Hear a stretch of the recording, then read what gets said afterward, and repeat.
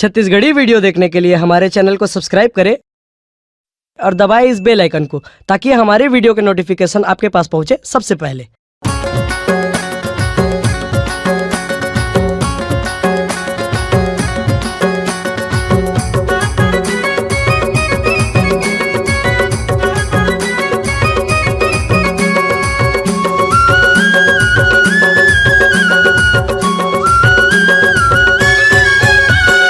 माया बढ़ाले टूरी फागुन माओ, माया माया बढ़ाले रानी फागुन माओ। धोए नहीं छूटे रानी साबुन माओ, धोए नहीं छूटे रानी साबुन माओ। धोए नहीं छूटे रानी साबुन माओ, धोए नहीं छूटे रानी साबुन माओ। धोए नहीं छूटे रानी साबुन माओ, धोए नहीं छूटे रानी साबुन माओ। आना माया बढ़ाले राजा फागुन मागा, माया माया बढ़ाले राजा फागुन मागा। धोए नहीं छूटे राजा साबुन मागा, धोए नहीं छूटे राजा साबुन मागा।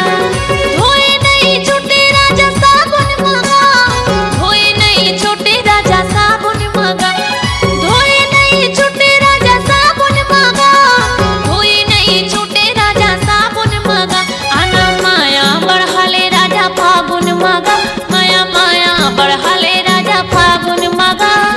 धोए न तो छूटे राजा साबुन मागा, धोए न तो छूटे राजा फागुन मागा।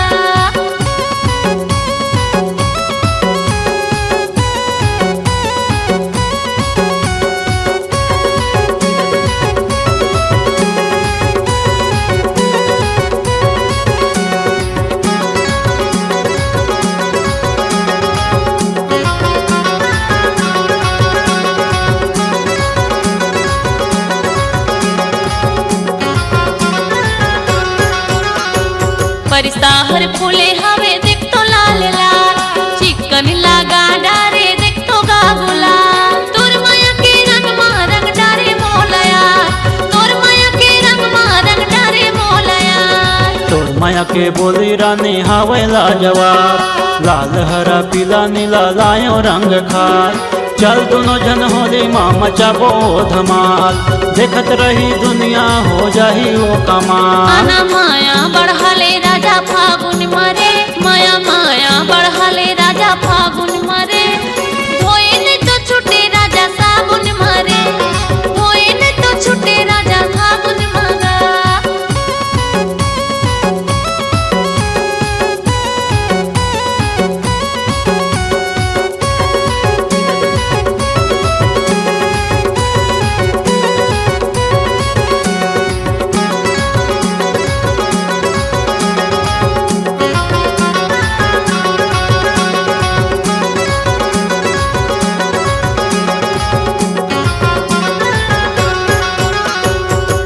मोर डारी कोयली कुहू कुहू बोले, तूरी माया मा राजा मन मोर डोले।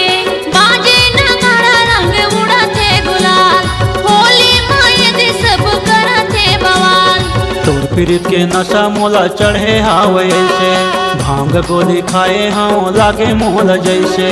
का मोहनी मारे मोला का जुगती डारे, मन मोरे काबू नहीं तोरे गोती भागे। आना माया बढ़ाले राजा फागुन मारे, माया माया बढ़ाले राजा फागुन मारे।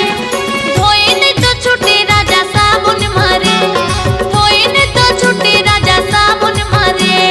धोए नहीं छूटे रंग साबुन माओ, धोए नहीं छूटे रंग साबुन माओ। धोए नहीं छूटे रंग साबुन मागा, धोए नहीं छूटे रंग साबुन मागा। आना माया बढ़ाले रानी फागुन माओ, माया माया बढ़ाले राजा फागुन मागा। धोए नहीं तो छूटे राजा साबुन मागा, धोए नहीं तो छूटे राजा साबुन मागा। धोए नहीं तो छूटे रानी साबुन माओ, धोए नहीं तो छूटे राजा साबुन मागा। धोए नहीं तो छूटे रानी साबुन माओ, धोए नहीं तो छूटे राजा साबुन मागा। अगर आप अपनी आवाज को एक नया आयाम देना चाहते हैं तो चले आइए मल्टी ट्रैक डिजिटल रिकॉर्डिंग के लिए संपर्क करें HK म्यूजिक कंपनी, कोटा डबरी, चांपा, छत्तीसगढ़। मोबाइल नंबर है 9329238487 और 8085380339।